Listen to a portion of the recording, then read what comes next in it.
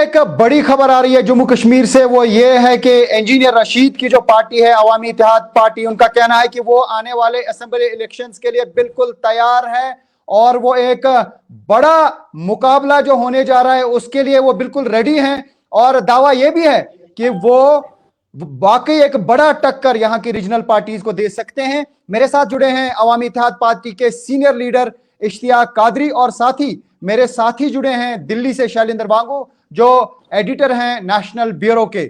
सबसे पहले इश्तियाक साहब, आपका एक बड़ा दावा है, बड़ी खबर यही है कि आप कह रहे हैं कि आप तैयार हैं इलेक्शंस के लिए, बताइए। शुक्रिया रिफत साहब, ये कोई नई बात नहीं। अवामी इत्तेहाद पार्टी के जो सुप्रीमो हैं इंजीनियर रशीद साहब, उन्होंने 2 बार असेंबली के चुनाव लड़े हैं। अवामी इत्तेहाद पार्टी का मंशूर है we believe in electoral politics, और रिसेंटली आपने देखा उसी के तहत हमने इंजीनियर रशीद साहब को ये फील्ड किया candidate as MP candidate. And अल्लाह का करम है, अल्लाह की इनायत है, वहाँ के वोटरों का बेहद शुक्रिया है कि आपने देखा कि किस इज्जत के साथ, कितनी मेजॉरिटी के साथ उन्होंने इलेक्शन जीता। हम आने वाले असेंबली इंतखाबात में अपनी कोशिश करेंगे, हमारी कोशिश है कि बराबर 90 की 90 सीटों पर हमारे कैंडिडेट खड़े हों। और जिस तरह मैंने आपको उस वक्त कहा था, जब नाज़रीन एक बड़ी खबर, ब्रेकिंग न्यूज, अवामी इत्तेहाद पार्टी का दावा है कि वो सभी 90 सीटों पर अपने कैंडिडेट्स खड़ा करेंगे, यानी बीजेपी को भी चुनौती है। जम्मू सूबे में बीजेपी का दबदबा है, तो क्या आप ये कह रहे हैं कि जिस तरीके से बाकी बड़ी पार्टियां हर सीट पे चुनाव लड़ रही हैं, अवामी इत्तेहाद पार्टी भी इसी तरीके से लड़ेगी? क्या इतना कॉन्फिडेंस आपको इंजीनियर रशीद की जीत से मिला? बिल्कुल बिल्कुल बिल्कुल बिल्कुल। हम इंशाअल्लाह आप देखेंगे जिस तरह हमने सरप्राइज दिया पूरे मुल्क को, पूरी मुल्क के आवाम को, हमने पार्लियामेंट इलेक्शंस में, हम इस इलेक्शन में भी आपको सरप्राइज से हम किनार करेंगे इंशाअल्लाह।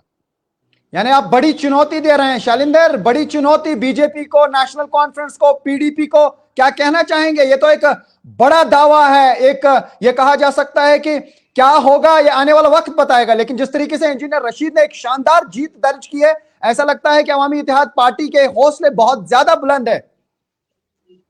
देखिए रिफत, अभी हमने अभी हाल ही में जो चुनाव देखे हैं, उसके बाद अब जो अगले चुनाव होने वाले असेंबली इलेक्शन जो होने वाले हैं, जिसके लिए हम सरगर्मी अभी से देख रहे हैं। अब से 2 दिन पहले ही जेपी नड्डा जो प्रेसिडेंट हैं बीजेपी के, वो जम्मू में मौजूद थे और उन्होंने भी तैयारियों को लेकर जायजा लिया है। इससे पहले हमने कांग्रेस की भी मीटिंग देखी है और नेशनल कॉन्फ्रेंस भी मीटिंग कर चुकी है, पीडीपी भी मीटिंग कर रही है। लेकिन बड़ा सवाल यह है कादरी साहब, आपसे समझना चाहेंगे, क्योंकि आपके जो लीडर हैं वो फिलहाल तिहाड़ जेल यहां दिल्ली में कैद हैं, और ऐसे में उनकी एब्सेंस में हमने ये देख पाया कि उनके जो बेटे थे और उनके जो रिश्तेदार थे, उन्होंने कैंपेनिंग की थी उनके लिए। तो ऐसे में जब असेंबली इलेक्शंस होते हैं, 90 सीटों पर आप बात कर रहे हैं, तो कैंपेनिंग कौन करेगा? कि अगर वो खुद जेल में कैद रहेंगे, क्या इसका असर कैंपेनिंग पर होगा? देखिए, इसमें 2 राय नहीं है। इंजीनियर रशीद का बाहर होना हमारे लिए बाइस तक़वियत है, हमारे लिए बहुत ही बड़ी बात होगी इलेक्शन में। हम चाहेंगे कि इंजीनियर रशीद इंशाअल्लाह उस वक्त तक हमारे बीच मौजूद हो। लेकिन जिस तरह से अबरार, असरार और अवामी इत्तेहाद पार्टी के जनरल सेक्रेटरी, अवामी इत्तेहाद पार्टी के चीफ स्पोक्स पर्सन, अवामी इत्तेहाद पार्टी के दीगर लीडरान कराम ने जिस तरह अवामी इनको नौजवानों को इकट्ठा किया, जिस तरह लोगों को मोबिलाइज, मोटिवेट किया, तो मुझे नहीं लगता है परेशानी होगी, इसमें 2 राय नहीं। हम चाहते हैं कि इंजीनियर रशीद का बाहर आना हमारे लिए बहुत बड़ी चीज है। लेकिन अगर खुदा न खास्ता कोई ऐसी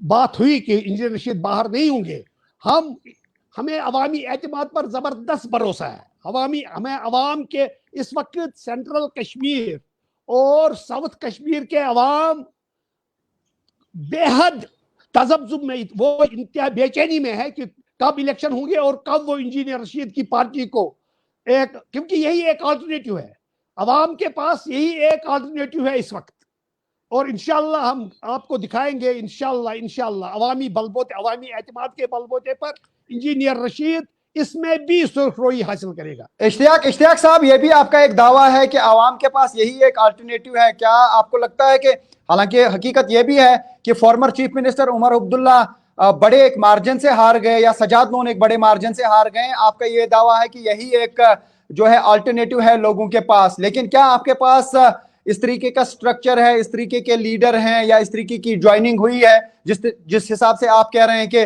90 सीटों पे आप कॉन्टेस्ट करेंगे? क्या पार्टी इतनी मुस्तकम है? और दूसरी बात, अभी इंजीनियर रशीद जेल के अंदर सिंपैथी वोट मिला, जब इंजीनियर रशीद जेल के बाहर होंगे, क्या आपको लगता है कि वो रिदम बरकरार रह सकता है? या अगर इंजीनियर रशीद जेल में ही रहते हैं, क्या जिस तरीके से आपने कहा कि वोट देना है जेल से बाहर आने के लिए, क्या आपको लगता है कि लोग जो है उसी तरीके से आपको सपोर्ट करेंगे? बिल्कुल बिल्कुल बिल्कुल, लोगों ने पर इसको गलत तरीके से लिया गया है। पिछले इलेक्शन को भी लोगों ने, पर पिछले इलेक्शन में भी उनके पास एक अल्टरनेटिव आया इंजीनियर रशीद का के शक्ल में, इंजीनियर रशीद की शक्ल में। इस बार भी इंजीनियर रशीद की अवामी इत्तेहाद पार्टी एक मुतबादिल के तौर पर आएगी और शानदार कामयाबी हासिल करेगी, आप देख लीजिए। लेकिन जिस तरीके से अगर हम बात करें, अगर हम असेंबली सेगमेंट वाइज देखें, तो मैक्सिमम पे आपने जीत दर्ज की, कुछ असेंबली सेगमेंट्स को छोड़ के तो 18 सेगमेंट्स टोटल थे, शायद 16 में आपकी लीड थी, बडगाम में आप जीत नहीं पाए, और भी शायद पट्टन एरिया में, लेकिन कुल मिला के अगर इन सेगमेंट्स की बात करें, इसको आप कैसे देख रहे हैं कि किस तरीके से फिर ट्रांसलेट हो सकता है असेंबली इलेक्शंस में? अवाम वहां इस वक्त आकाश पार्लियामेंट के साथ ये इलेक्शन भी हुए थे, असेंबली के भी, अवाम इस वक्त इंतजार में है कि इलेक्शन कब होंगे।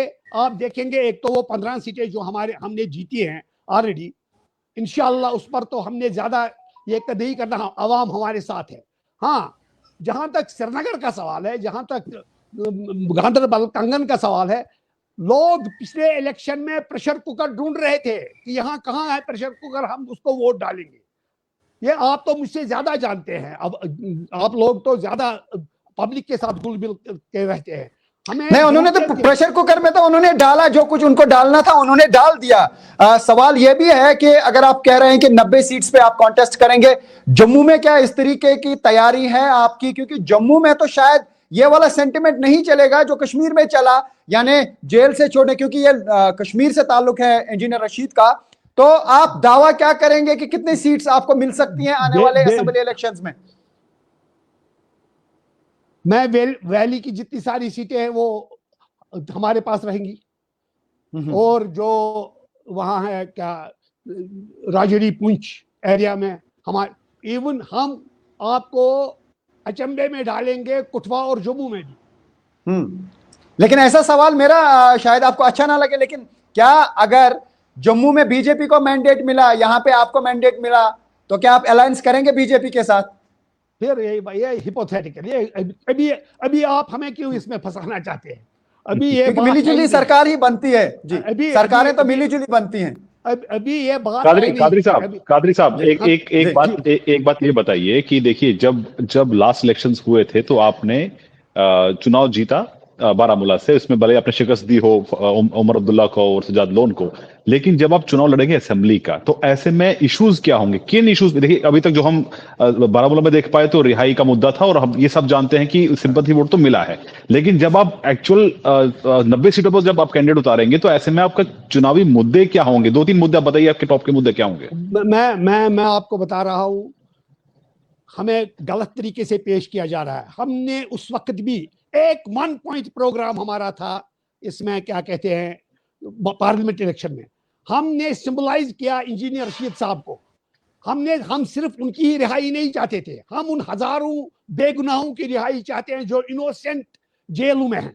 इस वक्त भी हमारा सबसे बड़ा मुद्दा वही रहेगा कि जितने सारे इनोसेंट लोग, बच्चे हमारे जेलों में, हिंदुस्तान की दीगर जेलों में हैं, तो उनकी रिहाई सबसे पहला मुद्दा ही। फिर बेकारी, बेरोजगारी, डेवलपमेंटल वर्क्स, इसमें दोहरा ये हमारा मुद्दा होगा।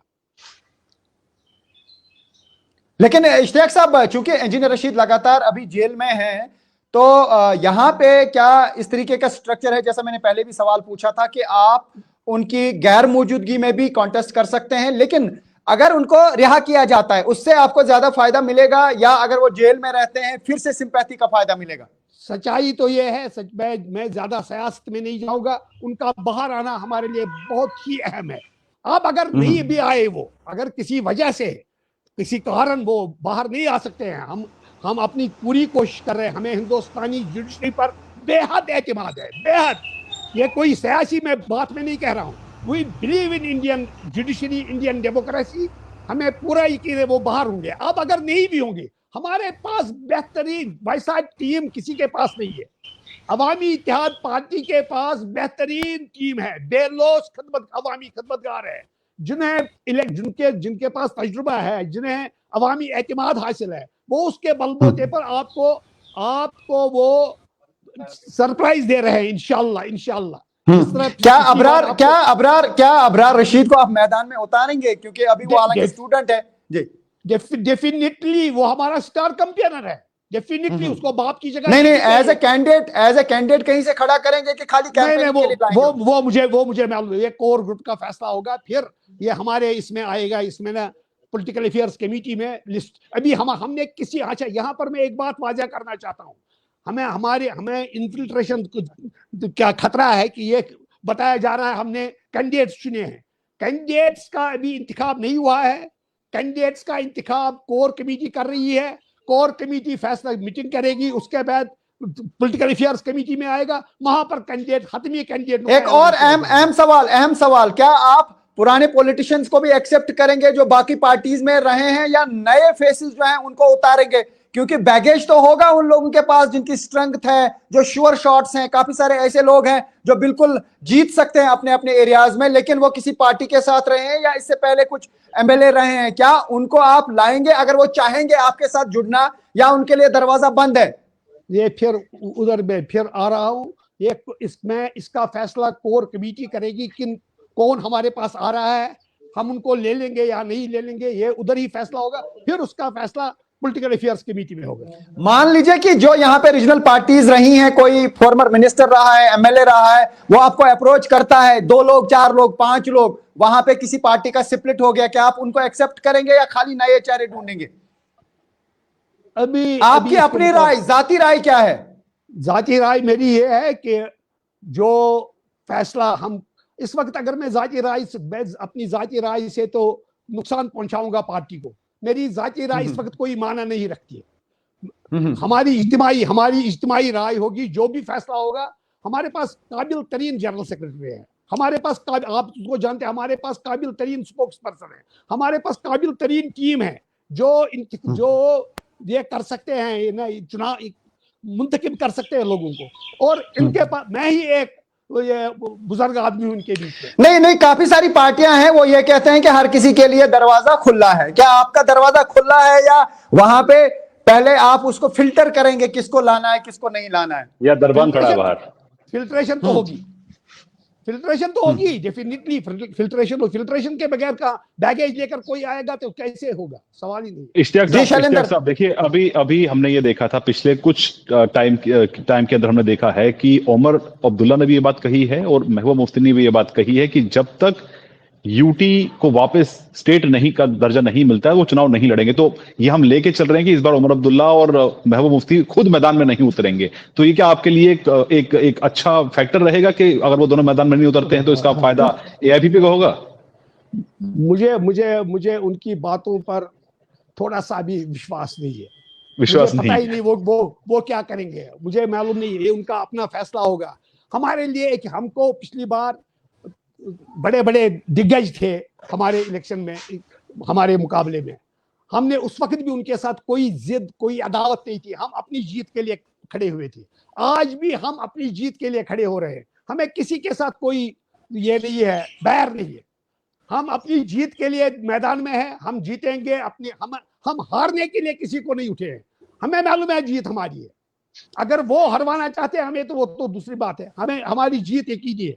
अच्छा, एक सवाल और है कि हमने ये देखा है कि बीजेपी के खिलाफ में एक नया मोर्चा बना था पिछले कुछ महीनों के अंदर, जिसे इंडिया का नाम दिया गया, INDIA का नाम दिया गया, और ऐसे में जितनी अपोजिशन पार्टी थी इंक्लूडिंग नेशनल कॉन्फ्रेंस, वो भी उसका हिस्सा बने थे। तो क्या आपको अभी तक इसने अप्रोच किया, या आप चाहते हैं कि आप भी इंडिया गठबंधन में शामिल हो जाएं? क्यों उधर जाए? हम यहाँ या इधर क्यों जाए उधर? अभी आप हमें अपने तरीके से लड़ने दो। अभी हम अपने तरीके से हम आए हैं, मैदान में आए हैं, इंशाल्लाह आपको दिखाएंगे। अभी ना उधर वास्ता है, नहीं इधर वास्ता है। हमें किसी के साथ बैर नहीं है यार, हम क्यों जाए उधर इधर? हम अपनी तौर लड़ रहे हैं इलेक्शन। किसी के साथ हमारा अभी तक तो मेरा यह है, अभी तक जो मुझे इंफॉर्मेशन है as chairman political affairs committee, जो मुझे किसी ने सवाल लिखा है और ये कह रहे हैं कि बीजेपी यहाँ पे असेंबली इलेक्शंस में कॉन्टेस्ट नहीं कर सकती है क्योंकि उन्होंने पार्लियामेंट इलेक्शंस में कॉन्टेस्ट नहीं किया। तो क्या आपको लगता है कि बीजेपी के साथ भी आपका मुकाबला है? यहां तो होगा डेफिनेटली, जरूर। और क्या मैंने कहा ना, हर एक बीजेपी क्यों आप ले रहे हैं, हर एक के साथ हमारा मुकाबला तो है। हम अलग से लड़ रहे हैं, हम अपने तौर से लड़ रहे हैं। बाकी जब इंशाल्लाह अगर जब रशीद साहब आएंगे तब वो सुप्रीमो है, उनका क्या फैसला होगा लेकिन मेरे साथी शैलेंद्र बांगू ने आपसे सवाल पूछा था कि आपका एजेंडा क्या रहेगा, आपका मैनिफेस्टो क्या रहेगा, क्योंकि आपने ये कहा कि जेलों से रिहाई होनी चाहिए लोगों की, वो मान लिया, और बेरोजगारी, और कौन से मुद्दे हैं, क्योंकि लोकल लेवल पे इलेक्शन लड़ना है, पार्लियामेंट का इलेक्शन बिल्कुल डिफरेंट होता है। और ये तो हकीकत है कि आपको सिंपैथी वोट मिला, आप माने या ना माने, और खासतौर से खवातीन ने आपको बहुत वोट दिए, जो पूरा एनालिसिस किया गया, इस चीज का असेसमेंट किया गया। और ऐसे भी लोग हैं कि वो नेशनल कॉन्फ्रेंस के वोटर्स तो हैं, लेकिन उनकी जो फीमेल थी वो आपको वोट दे गई, और बाकी जो मेल लोग थे, ये भी मैंने काफी जगहों से सुना कि उन्होंने नेशनल कॉन्फ्रेंस को वोट दिए। तो कौन सा फैक्टर आपको लगता है कि वो हावी रह सकता है आपके फेवर में अगर असेंबली इलेक्शंस होते हैं जल्दी और हर जगह से आप कॉन्टेस्ट कर पाएंगे? हमारी पार्टी का नाम है अवामी इत्तेहाद पार्टी। ये मैं सियासत नहीं कह रहा हूं, ये अब जो आपकी ये एनालिसिस है, जो लोग पीछे से एनालिसिस कर रहे हैं, हमें अवाम ने चुना। पिछली बार हमें अवाम ने बहुत भारी बहुमत से चुना। इस बार भी हमारे साथ अवाम का हर एक तबका साथ है। हमारे साथ खवातीन हैं, हमारे साथ बुजुर्ग हैं, हमारे साथ नौजवान हैं, हमारे साथ हर एक बंदा इस वक्त बेचैन है इलेक्शन कब होंगे और वो कब अवामी इत्तेहाद पार्टी को कामयाब बनाएंगे। लेकिन एक सवाल मैं पूछना चाहता हूं। देखिए, ये इसमें बहुत लोगों को इंटरेस्ट था कि जब कैंपेनिंग हुई, कैंपेनिंग के दौरान जो उनके बेटे हैं और जो फैमिली है, उन्होंने बहुत कम पैसों के अंदर कैंपेनिंग की थी। तो जब अब मुख्य चुनाव आएंगे, जो मेन असेंबली इलेक्शंस होंगे, तो क्या इतना फंडिंग आपके पास होगी उस टाइम में कि आप 90 सीटों पर कैंपेनिंग कर सके, आपके जो कैंडिडेट्स हैं वो जगह जगह ट्रैवल कर सके? इतना फंडिंग आप के लिए अरेंजमेंट है आपके पास?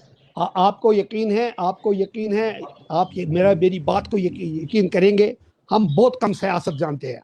वी आर रियलिस्टिक पीपल, हम रियलिटी पर यकीन रखते हैं। कुछ भी नहीं हमारे पास, अवामी एतमाद के बगैर कुछ भी नहीं है। कोई भी एजेंसी आए वो हमें ऊपर से नीचे तक देखे, हम उस वक्त भी यही स्ट्रेटजी अपनाएंगे। अवाम हमें लेकिन आपको हाल ही में आपको एक नोटिस मिला था हाल ही में, और उन्होंने कहा था कि 13 लाख से ज्यादा आपने खर्चा किया है, लेकिन आपने अपने बुक्स में 2 लाख दिखाया है, जबकि शेडो बुक 13 लाख दिखा रही है। तो उसका क्या रिप्लाई दिया अभी तक आपने? शेडो बुक 77 लाख तक दिखा सकते हैं। शेडो बुक की अलग बात ये तो होगा, लेकिन जो हमने दिखाया वो एक मुकद्दस किताब की तरह है। उसमें कम ज्यादा नहीं, उतना ही खर्च हमको हुआ। बाकी वो दिखा सकते हैं। हमारे पास गाड़ी एक थी, उसमें हजारों गाड़ियां, लोग खुद लाते थे, लोग खुद आते थे, लोग खुद तेल डालते थे, लोग खुद सिक्योर। तो वो उन्होंने ऑब्जर्वर्स ने वो उसका आपने लास्ट टाइम ये कहा था कि जो आपने सिक्योरिटी डिपॉजिट भरा शायद 25,000, वो आपने अपनी पेंशन आपको मिली थी, तो आपने वो सबमिट किया, वो वापस मिला अभी? मैंने आप यकीन करेंगे नहीं, मैंने उस वक्त मेरे पास ATM कार्ड था, मैंने वो निकाला था कि उसी रोज, ये 28 या 29 तारीख का वाक़ा है। मैंने कहा मेरा पेंशन आया है, चलो। मगर वहां डीसी साहब ने कहा, जो रिटर्न अफसर साहब थे, उन्होंने कहा नहीं ये नहीं चलेगा। तो और हमें 3-4 बंदों से वो 25,000 रुपए उस वक्त जमा करना पड़ी। Believe me, by my honour. ये एक हकीकत है, ये हकीकत। हमने ये इलेक्शन, मैंने कहा था, हम हिंदुस्तान के, अगर सबके पास पैसा होगा फिर मोदी जी प्राइम मिनिस्टर नहीं होते, अगर फिर अंबानी और अडानी प्राइम मिनिस्टर। पैसा, इलेक्शन, अवामी एतमाद जिसके पास होता है उसको पैसों की जरूरत नहीं होती है। हमें पैसे की कैंपेनिंग में खर्चा तो आता है, कैंपेनिंग में तो खर्चा आता है ना। पर कैंपेनिंग सब लोगों ने खुद अपना किया, हर एक ने अपना किया। सिर्फ मुझे, आपको यकीन होगा, मैं पॉलिटिकल अफेयर्स का कमेटी के, मैं इसमें एक अहम ये किरदार था। मैंने अपनी जेब से मुझे 4 या 5 हजार रुपए खर्च हुए होंगे कुल पेट्रोल पर 1-2 बार। Believe me by my honour, वो मुझे अभी नहीं मिला, वो 5 हजार मुझे पार्टी नहीं, न मुझे जरूरत है वो, मगर उतना ही खर्च हुआ, मैं ज्यादा नहीं। अच्छा, जिन लोगों ने आपको सपोर्ट किया उस कैंपेनिंग के दौरान, जो आपके साथ पॉलिटिशियंस जुड़े, उसमें शेब लोन भी हैं, तो क्या शेब लोन ने अभी ऑफिशियली आपको ज्वाइन किया या आपकी तरफ से उनको मैंडेट मिलेगा? देखिए, एक बात मैं बताऊंगा आपको, हम हर उस बंदे के शुक्रगुजार हैं जिनने अनकंडीशनल सपोर्ट हमको दिया।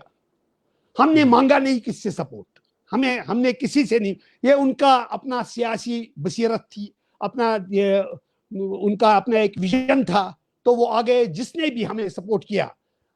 लेकिन वो उनमें से कोई भी बंदा हमारी पार्टी में शामिल नहीं हुआ, हमारी पार्टी में शामिल नहीं हुआ, तो उन्होंने हमको सपोर्ट किया। और रशीद साहब को, इंजीनियर रशीद को इस बात का एहसास है, हमारी पार्टी को इस बात का है, हमारे जनरल सेक्रेटरी, हमारे जो जितने सारे लीडरानी कराम है, उनको इस बात का एहसास है कि उन लोगों ने हमको सपोर्ट किया। हम उनके आभारी हैं, हम उनके शुक्रगुजार हैं। आइंदा देखिए आगे क्या होता है। अब चैलेंज ये भी है कि आपने लोगों से कहा कि एक सवाल, चूंकि आपने लोगों से ये कहा कि आप वोट दे दीजिए, जैसा कि यही अब समझा जा रहा है कि इंजीनियर रशीद इससे छूट जाएंगे क्योंकि वो जीत जाएंगे। अगर वो बाहर नहीं आते हैं तो क्या आपको लोग सवाल नहीं पूछेंगे कि आपने पिछली बार हमसे वोट लिया था और कहा था कि इंजीनियर रशीद को रिहा किया जाएगा, वो तो रिहा हुए नहीं, तो अब हम क्यों आपको वोट दें? तो उसका क्या जवाब है आपके पास? नहीं, हमने ये कहा ही नहीं। हमने पहले, आप कोई वो दिखाइए ना, कोई वीडियो जिसमें हमने ये कहा कि आप हमें दे दीजिए वो, तो उसको रिहा करना है। हमने ये नहीं कहा। हमने कहा जितने ये वोट दे दीजिए, हम लड़ेंगे इसके लिए। जितने हमने सिंबलाइज किया, जो बार बार मैंने भी कहा, हमने सिंबलाइज किया था इंजीनियर रशीद को कि वो हमारा लीडर जेल में, ऐसे ही हजारों ये लोग जेल में हैं। हम अपने लीडर की रिहाई उस वक्त नहीं, उस वक्त भी हम चाहते थे कि जो जिनका कोई है नहीं, जिनका कोई, हमें भी बड़े बड़े वकील नहीं थे। नहीं, लोगों ने तो यही समझा, लोगों ने यह समझा कि जब वो जीत जाएंगे, मेंबर पार्लियामेंट बन जाएंगे, तो ऑटोमेटिकली वो छूट जाएंगे। डेफिनेटली अगर वो जो ही वो छूटेंगे, आप देखेंगे कश्मीर की सियासी तारीख ही बदल जाएगी जब वो पार्लियामेंट में दाखिल होंगे और पार्लियामेंट उनको गले लगाएगा। हिंदुस्तान का अजीम मंदिर है, अजीम जमहूरियत का, हिंदुस्तान की अजीम जमहूरियत का मंदिर है लोकसभा। आप खुद देखेंगे लोकसभा उसको गले लगाएगी। लोकसभा, इंजीनियर रशीद, आज तक 75 साल तक कश्मीरी ने जिन मेंबर पार्लियामेंट को देखा था, कश्मीरियों का सर शर्म से झुका हुआ है। इसको, इस शेरी बबर को आने दीजिए, इंशाअल्लाह आप देखेंगे पार्लियामेंट क्या होगा। और जमहूरी तौर पर, ये नहीं कि गुंडागर्दी, ये नहीं कि वो वहां, he is a learned man, वो एक आलिम है। इंजीनियर रशीद गरीब है लेकिन बहुत बड़ा आलिम है। अभी एक सवाल भी, एक न्यूज 18 की तरफ से एक सवाल भी पूछा गया था। ये सवाल पूछा गया था कि लोकसभा में बारामुल्ला से जीत के बाद क्या अब इंजीनियर रशीद असेंबली में भी जीत जाएंगे? तो जवाब आया है यस। 78% लोगों ने यस कहा है और नो कहा है 22% लोगों ने।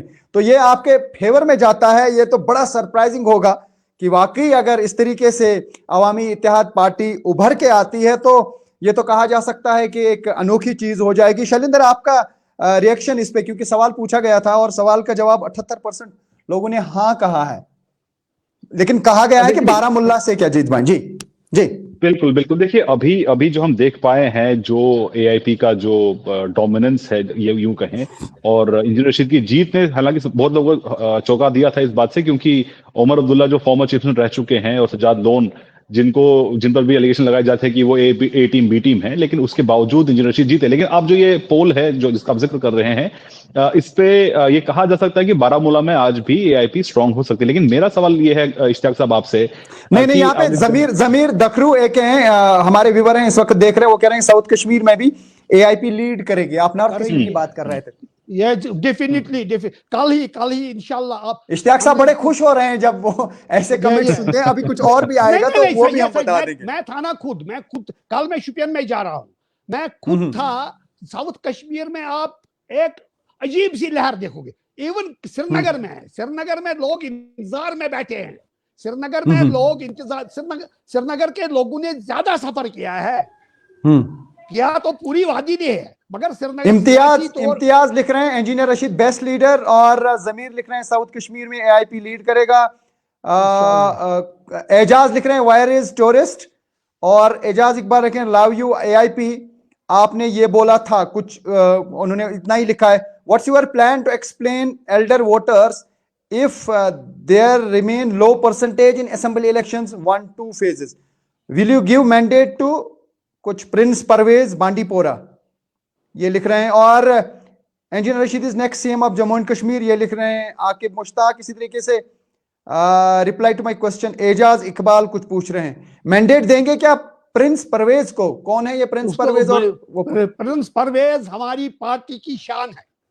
अच्छा, प्रिंस परवेज, किसी ने पूछा है क्या देंगे आप? 42,000 वोटों से उन्होंने वो 42,000 वोट अपनी कॉन्स्टिट्यूएंसी से हमको दिए हैं। प्रिंस परवेज ने इलेक्शन लड़ा। प्रिंस परवेज शाह मुश्ताक लिखते हैं वो दिन अब गए। शाह मुश्ताक लिखते हैं वो दिन अब गए, यानी जो इंजीनियर रशीद जीत गए ऐसा नहीं होगा। उस पे आप क्या रिप्लाई करेंगे? कुछ भी नहीं, उनको सल्यूट में करता हूँ। इसी मकमसे में मैं रहे तो बरेली भी जाना पड़ेगा उनको। इसमें जा रहे हैं। जय शैलेंद्र। अजय इश्तियाक साहब, देखिए हम अभी जैसा मैंने को पहले बताया था कि उमर और महबूबिया कह चुके हैं वो चुनाव नहीं लड़ेंगे जब तक ये वापस इसको स्टेट का दर्जा नहीं मिल जाता। लेकिन आपकी तरफ से, क्योंकि इंजीनियर रशीद बतौर एमपी तो चुने जा चुके हैं, हालांकि वो अभी फिलहाल पार्लियामेंट नहीं जा पाएंगे, मुख्यमंत्री का, चीफ मिनिस्टर का चेहरा कौन होगा? कोई आपका ऐसा चेहरा है जिसमें? इंजीनियर रशीद। अगर वो जेल में ही रहे तब भी he will be out. आप क्यों इस तरह नेगेटिव थिंकिंग है? He will be out. Just हमको तो पूछना है ना, वो क्वेश्चन इज आवर राइट। हाँ, देखिए बात सुनिए रिफत साहब, बात सुनिए। जब हमने फार्म भरा उस वक्त हमको कहा गया फार्म नहीं भरने दिया जाएगा। जब हमने फार्म भरा तो कोर्ट ने हमको परमिशन दिया। जब हमने फार्म भरने के बाद दिन भर वहां तजब्जुब में लोग रहे कि इनका फार्म कैंसिल होगा, इनका रिजेक्ट होगा। जब फॉर्म स्टैंड रहा तो लोगों ने कहा कि दूसरी बात, अब गलत वोट जाएगा, उसको बाहर नहीं निकाला जाएगा, उसको हलफ नहीं उठाने दिया जाएगा, मिसालें दे दी। परसों हिंदुस्तानी जुडिशरी ने एक आला तरीन मिसाल कायम की तो वो उन्होंने हलफ भी लिया। अब वो इस वक्त एमपी है। इंशाअल्लाह हम कानूनी प्रक्रिया, हम कानूनी दाव पेच में भी जा रहे हैं। जो कानूनी तौर हमने करना है वो भी हम कर रहे हैं, और हमें पूरा यकीन है engineer Rashid will be the future CM of, he will not be now MP. Take it for granted. I believe, क्यों मैं ये कह रहा हूं, मुझे हम दोस्त, मैं झूठ नहीं कह रहा हूं, ये this my conviction. By conviction में ये कह रहा हूं, I believe in Indian constitution, I believe in Indian democracy. और जितने सारे हमारे साथ ये हालात हुए, वो हालात इस बात की गवाही, these are the indications. Engineer Rashid will be the CM of Jammu and Kashmir. Rifat साहब, आपके लिए कमेंट आया हुआ है, आपके लिए जमीर लिख रहे हैं। रिफत साहब, आगे देखिए होता है क्या साउथ कश्मीर में। जी, अब देखते हैं, देखिए आने वाला वक्त बताएगा। लेकिन बड़ा हेल्दी डिस्कशन रहा आज इश्तियाक कादरी के साथ, और चूंकि काफी सीनियर हैं ये, ऐसा नहीं है जिस तरीके से ये कह रहे थे कि सियासत में ये अभी जो हैं उतने सीनियर नहीं हैं। काफी दहाइयां दी हैं इन्होंने, सरकारी सेटअप में भी रहे हैं। लेकिन इश्तियाक साहब, एक अहम सवाल क्या है यहाँ पे ओवरऑल सेटअप में चैलेंजेस जो आपको लगता है कि ठीक करने की जरूरत है, चाहे वो ब्यूरोक्रेटिक सेटअप हो, क्योंकि आप खुद भी इस सेटअप का हिस्सा रहे हैं। अभी क्या लगता है आपको लोगों के लिए करने की जरूरत है? देखिए, एक तो ये हो गया, आपने जेलों की बात की, बाकी चीजें, लेकिन जहां पे आम आदमी को राहत मिले, उस सिलसिले में आपको क्या लगता है कि क्या होना चाहिए? परेशानी में है लोग, परेशानी में है लोग। बिजली फीस भर रहे हैं लेकिन बिजली है नहीं, पानी का ये फीस दे रहे हैं, पानी है नहीं, कोच है गली को। आप यही देखिए, अभी मैं आ रहा था सिक्किम से, सिक्किम हॉस्टल से। करण नगर जो एक अहम शहर है, जहाँ हस्ताल, जहाँ SMS हॉस्टल यहाँ का प्रीमियर इंस्टीट्यूट है, वहां 2-3 साल से सड़कें वीरान हैं। इसी तरह बाकी जगहों पर है। डेवलपमेंटल काम है, डेवलपमेंटल काम बहुत है, लोगों को परेशानियां बहुत है। तो सेक्रेटरीट कोई नहीं जा सकता है। सेक्रेटरीट में लोग जाते थे तो वहां अपने बंदे होते थे। रिटर्न ऑफ स्टेटहुड कितना बड़ा, क्या नहीं, रिटर्न ऑफ स्टेटहुड, जिस तरीके से मेरे साथी ने 2 बार आपसे सवाल पूछा था, लेकिन आपने इसका सही जवाब नहीं दिया, क्योंकि अभी ऐसा समझा जा रहा है एज ए यूटी कॉन्टेस्ट किया जाएगा, तो उमर अब्दुल्ला या महबूबा मुफ्ती वो शायद कॉन्टेस्ट नहीं करेंगी। लेकिन आपका स्टैंड क्या है रिटर्न ऑफ स्टेटहुड पे? हालांकि on the floor of the house home minister ने कहा है कि वो रिटर्न किया जाएगा, तो क्या वो भी आपके इलेक्शन का हिस्सा रहेगा? बात सुनिए, ये वेग, ये हर एक आदमी यहाँ वेग टर्म इस्तेमाल करता है, स्टेटहुड। अगर स्टेटहुड दिल्ली जैसा हमको मिला तो फायदा क्या है? और स्टेटहुड जिन्होंने हमसे, जिनके दौर में हमसे छीना गया, ये उनकी जिम्मेदारी है वो उसको वापस लाए। हमें इस वक्त लोगों को बहुत सारी परेशानियां हैं। मैं नहीं कहता हूं स्टेटहुड, वी हमारा लीडर तो उसके लिए जब बाहर आएगा उसके पास बहुत अच्छे प्रोग्राम होंगे उसके, मगर इस वक्त हम सेकंड लेवल उनका मुकाबला नहीं कर सकते हैं। हमें यही करना है कि हमें जो आवाम को परेशानियां हैं, आवाम को जो रोजमर्रा की परेशानियां हैं, बेरोजगारी है, यूथ बेकार है, गलत रास्ते पर जा रहा है, तो उसको हम सही करें। और जो ये असेंबली इलेक्शंस हैं हम उसके लिए, और सबसे बड़ी बात, जो हमारे बेगुनाह बच्चे जेलों में हैं उनको, उनकी रिहाई के लिए हम काम करेंगे। इश्तियाक साहब, 1-2 कमेंट्स मैं पढ़ना चाहता हूं जो लगातार हमारे साथ यूट्यूब पे जुड़े हुए हैं और फेसबुक पे जुड़े हुए जो हमारे व्यूअर्स हैं। मोहम्मद अयूब मलिक लिखते हैं कि आप जरूर जीतेंगे बानिहाल से भी। वहीं साक्षी सिंह लिख रही हैं कि आपको लगता है कि इंजीनियर रशीद का ओथ लेना सही था। और वहीं नॉर्थ पैराडाइज, ये इन्होंने रैंडम नाम दिया हुआ है, यूट्यूब पे लिखते हैं कि I am from Srinagar, people of Srinagar were disappointed why AIP didn't stand their candidate in Srinagar constituency in Lok Sabha. True, ये सच बात है। I appreciate her, thank you, my salute to her. Yes, she is right. ये झूठ नहीं है, ये आप सबको भी मालूम है ये सही है, आप सबको भी मालूम है यही। और अब इस बार भी हम आपको दिखाएंगे बगैर किसी इंफ्रास्ट्रक्चर के, बगैर, हमारे पास टीम बहुत अच्छी है, हमारे पास टीम, और हमें अबरार की शक्ल में एक अबरार और असरार हीरा मिला है। इसमें हालांकि they are least interested in joining politics, but लेकिन वो फैक्टर क्या आपको लगता है काम करेगा? जब लास्ट टाइम वो निकले थे तो औरतों को ज्यादा ये लगा कि अरे इनके वाले बंद हैं, चलो वोट नहीं। एक मिनट, मान लीजिए कि इंजीनियर रशीद साहब बाहर आ गए जेल से, तो फिर ये नहीं कहेंगे ना कि डैडी को वोट दे दीजिए, हमारे बाबा को वोट दे दीजिए, नहीं, वो जेल में छूट जाएंगे। वो कहां उनको, तब क्या कहेंगे? अब इनको सीएम बनाइए, तब क्या कहेंगे? आप इनको सीएम बनाइए, तब हम नहीं कैंपेनिंग। हाँ, डिफरेंट असेंबली इलेक्शंस बिल्कुल डिफरेंट है, पार्लियामेंट इलेक्शंस बिल्कुल डिफरेंट है। तब का यू आर राइट। उस वक्त इंजीनियर, आप जिस तरह इस वक्त मुझे इंटरव्यू कर रहे हैं, क्या आपको यकीन है जब इंजीनियर रशीद बाहर होगा तो मुझमें भी हिम्मत है मैं कोई बात करूं? इंजीनियर रशीद अपनी जगह एक अंजुमन है, इंजीनियर रशीद अपने आप में एक अंजुमन है, अपने आप में एक तहरीक है। उनके एक इशारे, मुझे नहीं लगता अबरार और असरार फिर कदम बाहर रख सकेंगे इसके बगैर। इंजीनियर वो उस वक्त इंजीनियर रशीद चीफ होगा।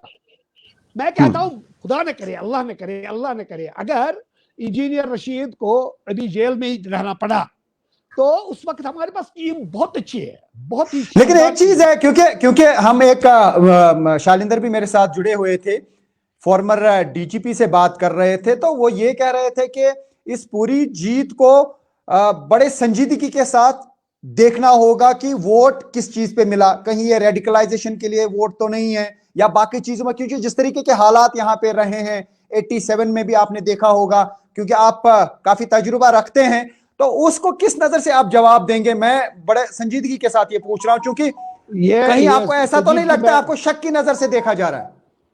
नहीं नहीं, बिल्कुल नहीं, ये शक पैदा करवाना चाहते हैं, क्योंकि लोगों ने अपने आप को आइडेंटिफाई किया इंडियन डेमोक्रेसी के साथ, लोगों ने अपने खुसन यूथ ने अपने आप को आइडेंटिफाई किया इलेक्टोरल प्रोसेस के साथ।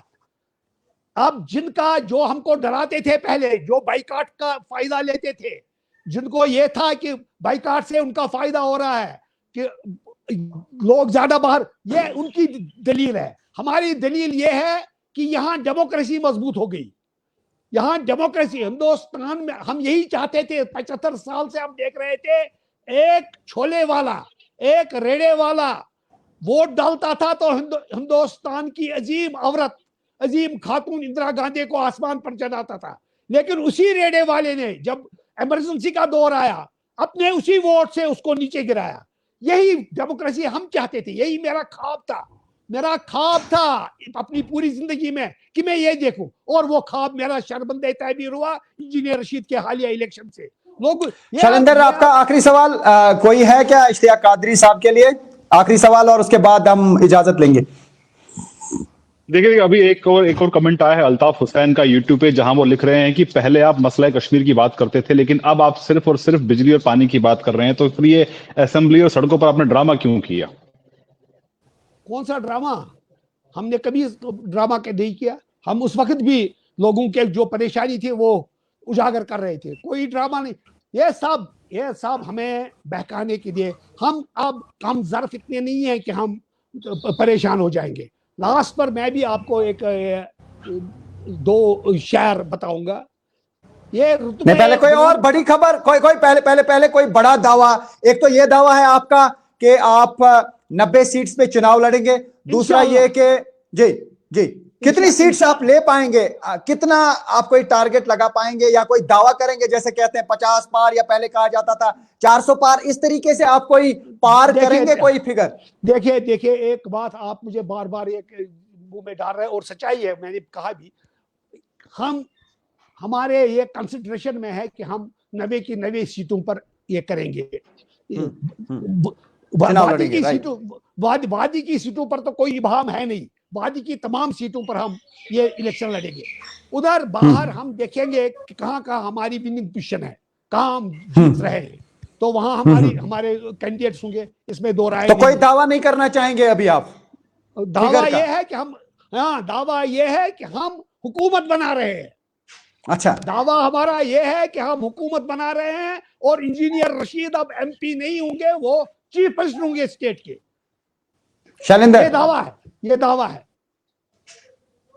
देखिए, हमारे साथ आपसे कुछ दिन पहले जो फॉर्मर DGP है जम्मू कश्मीर से भी रिफत बता रहे थे, वो जुड़े थे। उन्होंने ये कहा था कि इंजीनियर रशीद की जो स्पीच है उसको लेके बहुत लोगों का कंसर्न पहले रहा है, और वो ये उम्मीद करते हैं कि जिस तरह से देखिए हम कनाडा में जब प्रोटेस्ट होता है या भारत विरोधी जो सेंटिमेंट्स होते हैं या स्पीचेस होती हैं, उसको लेकर भारत ऑब्जेक्शन करता है, लेकिन जब इंजीनियर रशीद और अमृतपाल सिंह जैसे कैंडिडेट जब जीत के आते हैं तो उन पर ये बहुत बड़ी जिम्मेदारी होगी कि वो जो भी बयान दे, जो भी स्पीच करें, वो बहुत जिम्मेदारी के साथ दें और असल तौर पर लोगों के मुद्दे उठाएं, ना कि बाकी ऐसे मुद्दे उठाएं जो भारत के संविधान के खिलाफ हों। बहुत अच्छी बात कही है। वो DGP है, मुझे उनका एहतराम है।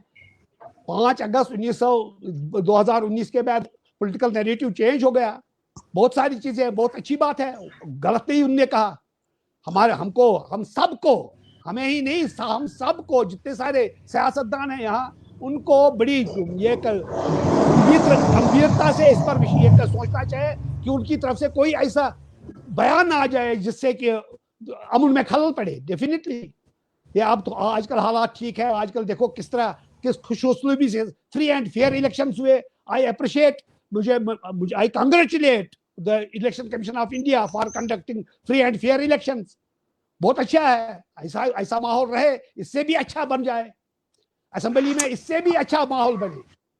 आपका बहुत बहुत शुक्रिया हमारे साथ जुड़ने के लिए। आप देखते हैं आने वाला वक्त बताएगा। अब ज्यादा दूरी नहीं है, ऐसा समझा जा रहा है कि शायद 1-2 महीने में असेंबली के इलेक्शंस होंगे। तो ऐसे में एक इंटरेस्टिंग मुकाबला इस बार भी होगा और जाहिर सी बात है कि एआईपी के कैंडिडेट्स पे सबकी नजर होगी, हमारी भी नजर होगी, क्योंकि इंजीनियर रशीद जिस तरीके से जीत के आए तो सब हैरान हो गए। ये समझा जा रहा था कि हो सकता है 10-15 हजार का मार्जिन रहेगा, ऊपर नीचे हार भी सकते हैं, जीत भी सकते हैं, लेकिन जिस तरीके से उमर अब्दुल्ला को 2 लाख से ज्यादा वोट से हराया, उसका मतलब है कि हर जगह से आपको वोट मिले, हर असेंबली कॉन्स्टिट्यूंसी से आपको वोट मिलेगा। क्या ये ट्रांसलेट होगा या ट्रांसफॉर्म होगा इनटू असेंबली इलेक्शंस, ये बहुत जल्द पता चल पाएगा। आपका बहुत बहुत शुक्रिया इश्तियाक साहब जुड़ने के लिए, और मेरे साथी शैलेंद्र वांगू का भी शुक्रिया कि ये दिल्ली से हमारे साथ। शैलेंद्र जी शुक्रिया। शैलेंद्र जी नमस्कार। जी जी इश्तियाक साहब शुक्रिया। और रिफत साहब अस्सलाम वालेकुम, थैंक यू।